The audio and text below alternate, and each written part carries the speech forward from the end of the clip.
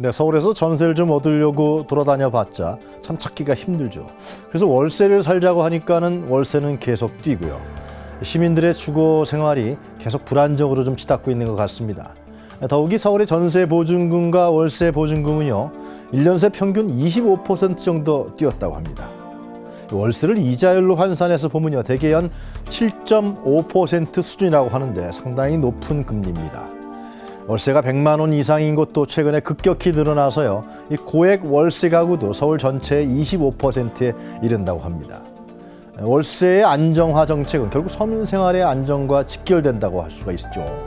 임대차 보호법이 제정되어 있습니다만 그 실효성에 대해서도 논란이 많을 뿐입니다. 즉 주택 임대차 보호법의 전월세 전환율 상한선도 시장에서는 거의 지켜지지 않고 있기 때문에 을의 위치에 있는 임대인만 죽을 지경이라는 것이죠.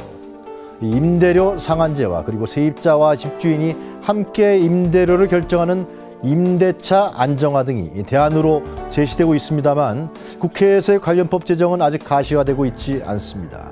적극적인 임대인 보호 정책이 필요하다 할 것입니다. 다음 헤드라인입니다. 국세청이 잘못 부과한 세금이 한 해 평균 1조 8천억 원에 달하는 것으로 나타났습니다.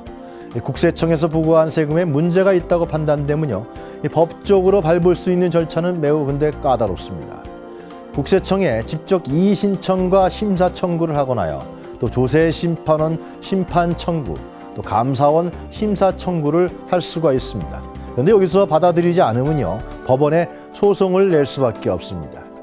즉 앞에서 말씀드린 1조 8,171억 원은 이러한 절차를 통해서 국세청 부과액이 잘못되었다는 것이 밝혀진 액수입니다. 하지만 일반 시민들이 이런 복잡한 법적 절차를 밟기는 어렵겠죠. 이 변호사나 세무사들의 도움을 받을 수밖에 없는데요. 그러면 결국은 돈이 들어갈 수밖에 없습니다. 즉 실제 잘못 부과되어서요, 피해를 입는 시민들과 그 액수는 더욱 클 것이라는 예상입니다. 갈수록 불법 건수는 늘어나고 있습니다만 이에 대한 민원 절차는 복잡하고요, 또 전문인의 조력을 받을 수밖에 없다는 점, 잘못된 세금 부과에 대한 구제책이 좀 더 확대될 필요가 있을 것으로 보입니다. 유용한 헤드라인 마치겠습니다.